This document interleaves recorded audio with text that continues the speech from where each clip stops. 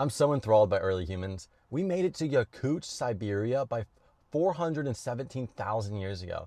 Such an extreme place to live in today's environment, where Yakutsk is one of the coldest places on Earth, with winters averaging from -36 to -49 degrees on average. It's insanely cold. Early hominids living this far north was enabled by a rare warm climate window when northern climates were just a little bit warmer. Around 500,000 years ago, this area became habitable. It was one of the longest and warmest interglacial periods of the last 800,000 years ago, with global sea levels rising a little bit more than present day levels. So this meant that warmer temperatures likely boosted megafauna populations and allowed for early humans to travel this far up north. But it was still an incredible feat. It was still extremely cold.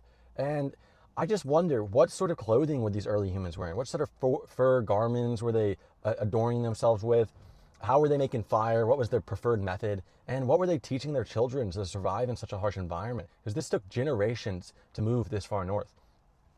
The Daring Yakura site represents the oldest and northernmost confirmed evidence of hominids in central Siberia, and it demonstrates that archaic humans like Homo heidelbergensis or late Homo erectus possessed a high level of technology, and they had very high levels of capability of hunting mammoths with lances, or cave lions or rhinos, and they created fire on almost daily and butchered these large megafauna in small cooperative groups. It's just so fascinating to me that humans were able to explore such high latitudes at this time.